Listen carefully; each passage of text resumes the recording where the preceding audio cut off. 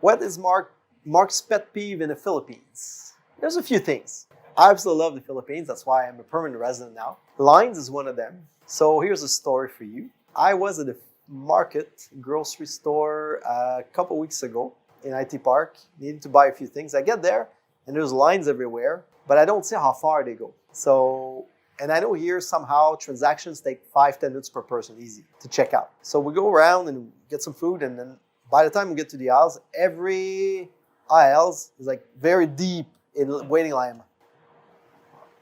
I'm not waiting.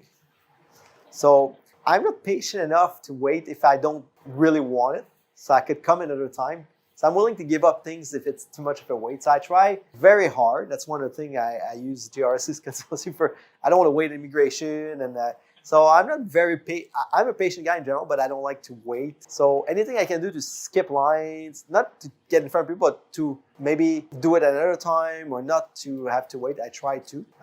Like for example, sometimes the months here, try to get to an ATM. There's like a long lineup because it's payday or So that's... Yeah, that would be one thing. The other thing that is really probably my biggest pet peeves, to be honest, has to do with how people follow procedures to the letter here. Here's what I mean. And they do a great job. We get great customer service here. But most of the time, frontline staff, frontline workers, people that are customer service, waiter, waitresses, that are not necessarily in a position to make decisions. They have to follow protocol or rules or regulations. If the book says this is the frame within which you have to operate, they're not allowed to go outside the frame. Silly example would be, I want to replace French fries with a Caesar salad instead. From where I am, people are used to that. Okay, well, maybe we'll charge you an extra $1 or, you can replace it. It's in the kitchen, just switch it. But here, we can do that. Why? Well, we don't. And then the chef comes out and says, I'm sorry, sir, we can't do that. But there's no reason why not.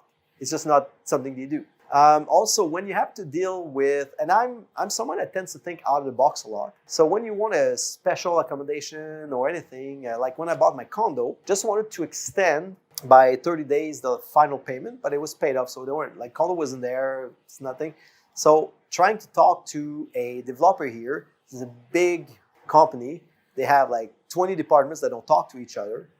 So trying to get to someone we have to talk to this person, it's a nightmare. So I hired a legal help. Within half an hour, she has spoken to the vice president of that company to give me an extension. So you have to work your way up the ladder to find who's in charge to make adjustments. And there was another thing when I got a key in my condo, I wanted a second key. We were waiting for the final paper saying, yes, it's paid off. They got the proof it was paid, but they waited for the accounting department to say sign up before handing me all the keys. But I had to work my way up 3 steps to get a second key. So a lot of frontline workers in the Philippines don't have discretionary power to accommodate, which we're used to. So if I go to a store here in Canada, for example, the US, and I'll give you a little 5% discount if you buy this. So they have latitude or freedom to grant requests if it makes sense, if it's within a certain scope, but that's not a fact here in the Philippines. So if there's a script, they're only bound with that script. So that would be my pet peeve, because I sometimes think, maybe we could do it that way or that way. So I tend to be a little creative, and people here follow procedures. So that would be one of my pet peeves. Anything else? Weather and taxis not being available being one of them. If not, it's a great country. One more. Paperwork. We just opened a subsidiary for my business here in the Philippines, a corporation. And it's just very basic, nothing complicated. You need a permit for this, a permit for that. You need to you go to mayor's office, you need to go there. And so much paperwork for 5 transactions a month. So I would say they love their paperwork here. But I know that a lot of countries like it too.